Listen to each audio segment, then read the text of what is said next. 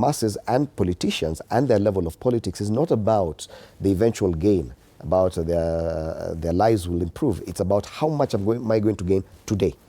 So, Fred, based on that point, we realize that as a country, we're a victim of our own behavior.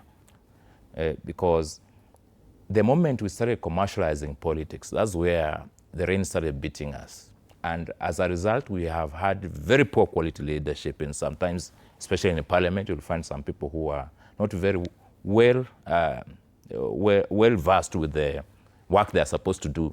And instead of that, because of the money they used to get elected, they think that being in parliament means tokenism, giving out handouts.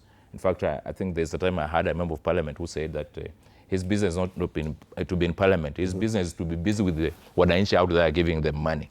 He forgets that philanthropy can be done with or without you being an elected leader. And that is exactly how Kenyans have misunderstood leadership to be about. So the moment we will wake up and start dealing with the issues and forget about commercialization of politics, that we elect you because you have given us money, instead of electing you because understanding that you have the right mindset, the right thinking, you have the right attitude towards the position you are looking for, then we'll still be having a very big problem. So I think it's a wake-up call that going towards 2027, the voters at all levels should know that they should elect people on the basis of their competence.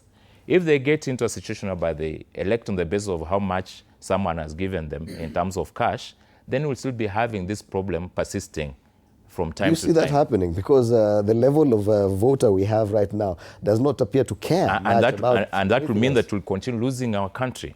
If people don't wake up and say that now, let us think and have a certain threshold that is dictated within the constitution, so that if we are electing someone, for example, right now we have a PhD holder as a president.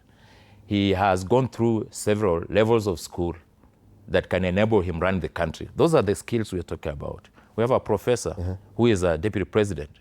So if we get to elections, we must consider those factors also.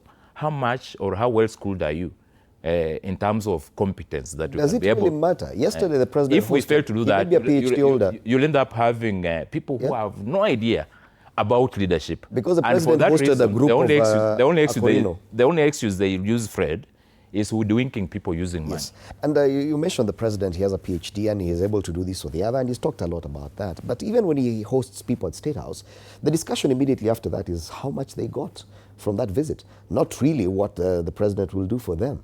Don't you think that that is where the problem lies? Okay, so let me tell you, this did not start with William Samoei.